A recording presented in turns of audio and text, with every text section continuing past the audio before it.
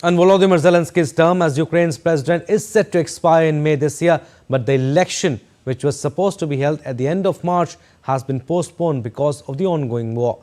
DD India's Megumi Lim spoke to people in Kiev about their thoughts on Zelensky's extended presidency. Since its independence in 1991, Ukraine has held 6 presidential elections. But this year will be the first time it will be missing one. Martial law was declared in the country when Russia launched its full-scale invasion in 2022, and the law prohibits any form of elections. Now there are worries the war could hurt the country's democracy. So I think that unfortunately, we have challenges for democracy. We have eroding of democracy in Ukraine because some things are the government started to like the situation when they're not questioned in the way they were questioned before. Political opponents have criticized that parliamentary procedures are not being broadcast publicly like they used to be.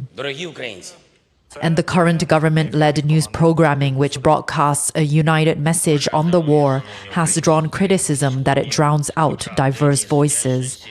But among these concerns, holding off elections were not at the top.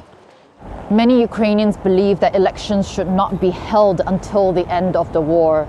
According to a poll conducted by the Kiev Institute of Sociology last month, 69% supported Zelensky remaining in office for as long as martial law was in place.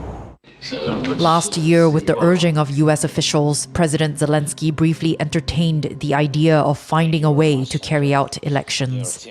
But with the constant shelling of cities and millions of soldiers fighting on the front lines, security became an issue. Along with fairness, as people living under Russian occupation would not be able to take part.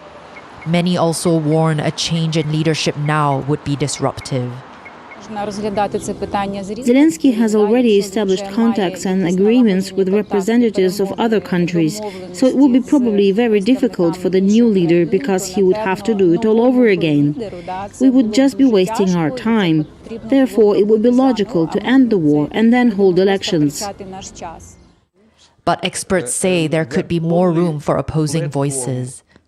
Incorporate into decision-making his political opponent, and this would legitimize his authority as well, because the society would see that he is willing to hear the alternative voice, and he is willing to accept criticism.